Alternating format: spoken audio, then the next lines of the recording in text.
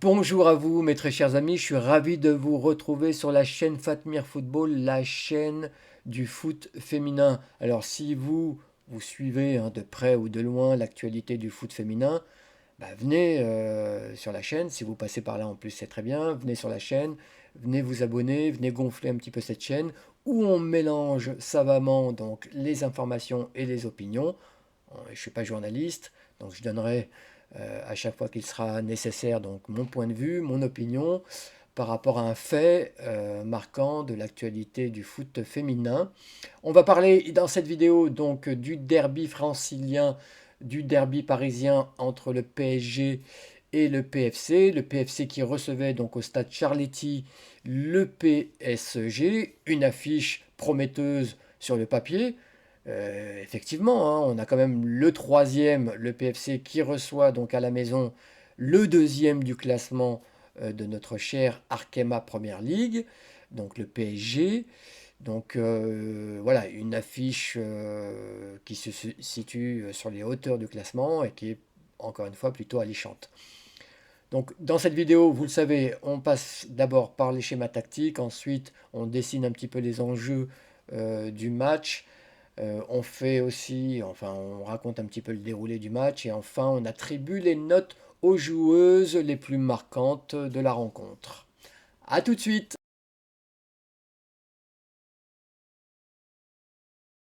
Alors passons maintenant au schéma tactique. Sandrine Soubeyran a mis en place un 4-3-3 pour la réception du PSG. L'élément notable, on va dire, de ce 4-3-3, c'est la titularisation de Gaëtan Tinet. Alors c'est une joueuse, bien évidemment, euh, incontournable, une figure du club, une joueuse qui était là quand Sandrine Soubeyran jouait. Donc c'est pour vous dire la longévité quand même au niveau de la carrière de Gaëtan Tinet et qui semble encore inusable. Je crois qu'elle est pas loin d'avoir 40 ans, hein. Et donc Sandrine Soubeyran l'a titularisée en tant que meneuse de jeu dans un milieu de terrain donc à 3 avec Gaëtan qui est derrière la ligne offensive de 3 joueuses. Une ligne offensive très intéressante avec Bussy, Matteo et Dufour. De l'autre côté, donc Fabrice Abriel est toujours en train de bricoler entre les blessures et puis sa volonté aussi d'imposer sa vision du jeu. Il est parti, lui, sur un 4-2-3-1 avec Paulina Fazer en milieu de terrain qui prend la place de Guerreiro qui est blessé. Est-ce que c'est une blessure diplomatique? Est-ce que c'est une blessure réelle? En tout cas, c'est une blessure qui tombe bien parce qu'on sait que Fabrice Abriel avait écarté avant la trêve internationale, donc Grace Guilloro du 11 de départ lors du match précédent du PSG. Euh, on ne sait pas trop. Quoi qu'il en soit, donc Paulina Fazer à ce jeu-là en profite et est titularisé donc, au milieu de terrain avec Groenen, Jackie Groenen, la hollandaise, et puis Echegini, Jennifer Echegini, la nigériane, en milieu de terrain. On a une charnière vraiment inédite aussi due aux blessures entre Eva Gaetino et puis Samoura. Quand on regarde la ligne défensive du PSG, euh, on est en droit de se poser quand même des questions sur les ambitions du PSG concernant sa section féminine. Je vous donne les noms quand même.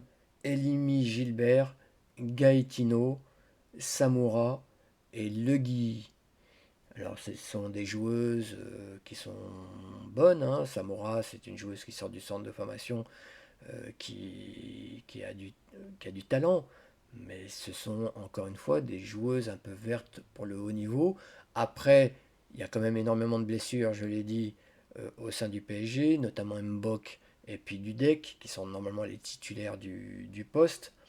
Mais ça fait quand même un peu beaucoup. Et je trouve que le PSG manque cruellement d'ambition. C'est très bien de vouloir faire jouer ces jeunes.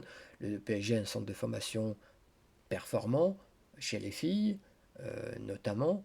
On sait que le bassin parisien représente presque 10 millions d'habitants, donc il y a forcément des joueuses qui ont du talent, et c'est normal qu'on mette en avant euh, le centre de formation qui a sorti énormément de pépites, hein. Les dernières en date, Guillero, Diani, euh, Katoto, Baltimore, Béchot, ce sont toutes des joueuses qui sont sorties du centre de formation, certes, mais je crois que il n'empêche, le PSG manque cruellement de stars. Voilà ce qu'on pouvait dire sur les schémas tactiques.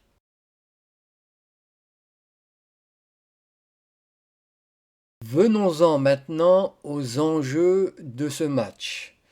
Alors non, on ne va pas se mettre dans la peau des supporters parisiens, ou en tout cas de certains supporters parisiens qui se demandent quand le coach Fabrice Sabriel et son directeur sportif, donc Angelo Castellazzi, seront virés. Même si l'un, c'est vrai, est encore, je trouve, un peu tendre et n'a pas vraiment d'expérience du très haut niveau féminin. Il a eu une carrière honorable, cela dit, en tant que joueur, mais concernant donc le monde du foot féminin, il n'a jamais connu le très très haut niveau. Donc c'est une première pour lui. Quant à Angelo Castellazzi, le directeur sportif du PSG section féminine, alors lui, il serait capable de vous faire croire que le peuple Namek n'est pas vert. Pour ceux qui ont la référence Dragon Ball, vous voyez ce que je veux dire. Donc c'est vrai que c'est deux personnes qui posent question, mais le véritable enjeu, même s'il a été désamorcé par la mise en place des playoffs, les playoffs qui ont été mis en place depuis quelques années pour essayer de contrecarrer la suprématie lyonnaise, de briser l'hégémonie lyonnaise, en fait, il y a bien sûr un enjeu, on va dire, de prestige entre ces deux clubs. On sait que dans la coulisse, le PFC fourbit un peu ses armes en vue d'une lutte sans merci avec l'autre club parisien. L'arrivée de Bernard Arnault comme président du club, comme actionnaire principal, président, ce que vous voulez, du club du Paris FC, va donner une nouvelle envergure à ce club et va lui donner quand même aussi un rôle de d'empêcheur de tourner en rond pour le club du PSG. Le PSG est seul sur sa planète et c'est vrai que l'arrivée d'un tel mania, d'une telle personne qui a réussi dans les affaires et qui s'intéresse au foot et qui veut s'investir dans le PFC, ça peut augurer quand même de futurs derbies en Ligue 1 extraordinaires. Et c'est vrai que le club, enfin Paris, en tant que capitale, se doit d'avoir au moins deux grands clubs en Ligue 1 qui se livrent une lutte sans merci. Quand on regarde les autres capitales en Europe, c'est la moindre des choses. Donc ça, c'est plutôt une bonne chose. Donc, à part un enjeu de prestige donc, entre ces deux sections, il n'y a pas véritablement d'enjeu. Le derby reste sans saveur au moment où le coup d'envoi a été donné. Entre le deuxième et le troisième, certes, mais en sachant que même si l'un des deux perdait, excusez-moi, ce match, ça ne remettait pas en cause le fait qu'ils peuvent gagner derrière le championnat grâce aux playoffs, puisque les six premiers du championnat sont qualifiés pour ces playoffs, et c'est à ce moment-là, effectivement, qu'il sera intéressant pour le PSG et le PFC d'être vraiment compétitifs. Cela dit, euh, c'est quand même important pour le PFC, je pense, plus que pour le PSG, tout simplement, je veux parler de prestige. Quand on regarde un petit peu les 22 dernières rencontres entre ces deux clubs, on voit que les duels sont largement en faveur du PSG. C'est vrai que depuis l'arrivée des Qataris dans le club, la section féminine est montée en puissance. La section féminine du PSG est montée en puissance et aujourd'hui fait plus que rivaliser avec le PFC, anciennement Juvisy, qui était plutôt le club phare francilien avant l'arrivée des Qataris. 22 matchs entre le PSG et le PFC, 16 victoires pour le PSG, 6 nuls. Donc aucune défaite en 22 matchs. Donc c'est vrai que c'est quand même intéressant pour le PFC, qui a quand même des ambitions, je l'ai dit. Il y a l'arrivée de Bernard Arnault dans la coulisse. C'est bien aussi d'afficher ses ambitions sur le terrain pour le PFC. Voilà ce qu'on pouvait dire pour les enjeux.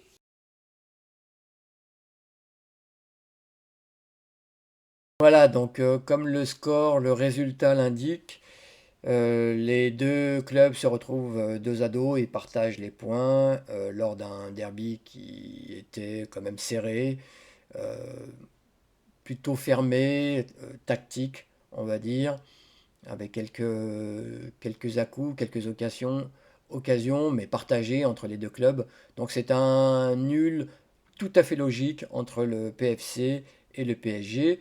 Le PFC quand même qui prend des points contre l'OL, puisqu'il y avait eu un 0-0 dans le même stade, hein, à Charletti, et qui prend encore des points vis-à-vis du PSG. Donc ça, c'est quand même plutôt intéressant pour le PFC. Ça montre quand même que l'équipe est compétitive, en tout cas en Arkema Première League. Et ça frustre encore plus euh, la sortie de route spectaculaire du PFC vis-à-vis de Man City lors des playoffs pour la Ligue des Champions. C'est une équipe qui aurait été quand même intéressante qu'elle s'aguerrisse quand même au travers des matchs de Ligue des Champions. Je pense qu'elle aurait quand même été intéressante à voir jouer. Il en a été autrement. On verra pour l'année prochaine. Quoi qu'il en soit, donc les choses ont été bien faites dans ce match, puisque ce sont les buteuses qui ont marqué. Katoto, Marie-Antoinette Katoto, qui marque son 8e but de la saison. Une joueuse fiable, une joueuse qui est là au rendez-vous, une joueuse qui est voilà, qui ne fait pas défaut à son standing. Et c'est très très bien, notamment pour l'équipe de France, pour les matchs à venir. De l'autre côté, Clara Matteo également, donc, qui marque son 11e but. Donc c'est la meilleure buteuse de la première ligue Arkema lors de cette 10e journée. Je pense qu'elle restera, sauf surprise, donc en tête du classement des buteuses à la fin des matchs allés.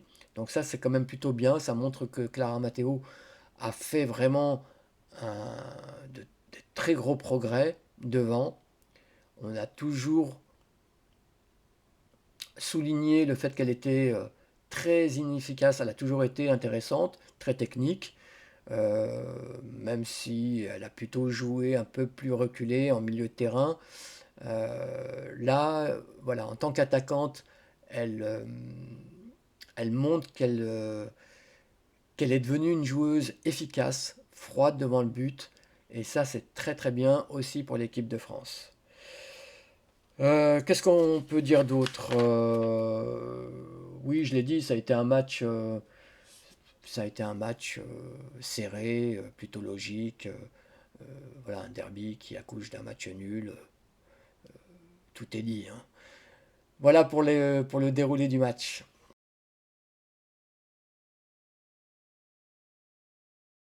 Alors pour les notes, je vais les réserver finalement ces notes pour les deux buteuses, puisque quand on regarde le match, l'ensemble des actrices sur le terrain, il n'y en a pas une qui ressort plus qu'une autre, et ce serait vraiment, comment dire, une forme d'injustice de,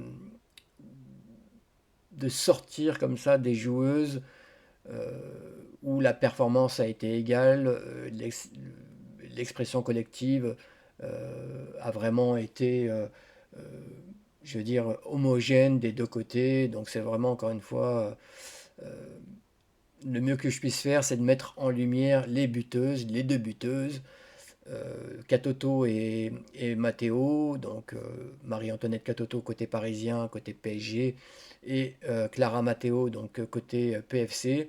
Je leur mets la note de 8 parce que au-delà de ce match, et vu qu'on arrive maintenant en fin d'année, on fait un petit peu le bilan. Ce sont vraiment deux joueuses qui ont parfaitement rempli leur mission, c'est-à-dire en bout de chaîne de marquer les buts, de permettre à leur équipe d'être compétitive, d'être bien placée au classement.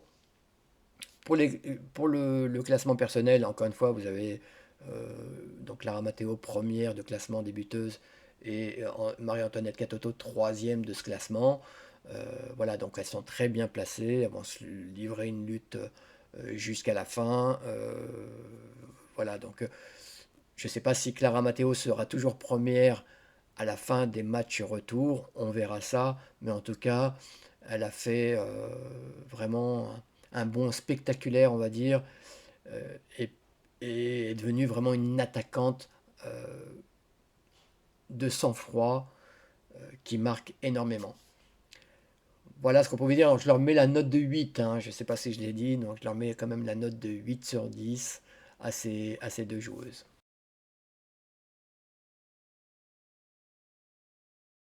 Enfin, je finis la vidéo quand même sur les autres résultats de cette 10e journée. Ce qu'on peut dire, c'est quand même que Dijon continue à faire fort et à finalement marquer de son empreinte cette première ligue Arkema. Alors, Dijon recevait le MHSC, donc le Montpellier Hérault Sporting Club. Enfin, concernant le déroulé du match, avait mal commencé pour les filles de Dijon, du DFCO, puisqu'elles étaient menées. Donc, et puis elles ont renversé la tendance et ont finalement gagné le match 4-2 avec une superbe Victoria Pinter devant, que j'avais déjà vu contre l'OL quand je m'étais déplacé à Gaston Girard. Et puis aussi, alors je ne sais pas de quelle origine elle est. Elle joue en défense, elle s'appelle Grec. Euh, Elle m'avait impressionné non seulement par sa stature, mais aussi par sa science du placement au niveau défensif. Et elle avait quand même tenu la dragée haute, notamment à Diani, ce qui n'est pas une mince affaire. Et elle a aussi également performé lors de ce match. Pour les autres résultats, donc le Havre a fait match nul contre le RC Strasbourg. Voilà, donc un nul qui doit satisfaire les deux clubs en vue du maintien. L'AS Saint-Étienne qui reprend du poil de la bête et qui a gagné 2-0 contre un Guingamp moribond. Je m'inquiète beaucoup pour le club de Guingamp, qui est un candidat déclaré à la relégation. Malheureusement, c'est un club historique, mais c'est vrai que là, il file tout droit donc en Ligue 2. Et enfin, Nantes et Fleury qui ont fait 0-0. Voilà ce qu'on pouvait dire donc sur cette 10e journée. Merci de me suivre. À très bientôt pour d'autres vidéos. Je vous embrasse tous. Et va va voum!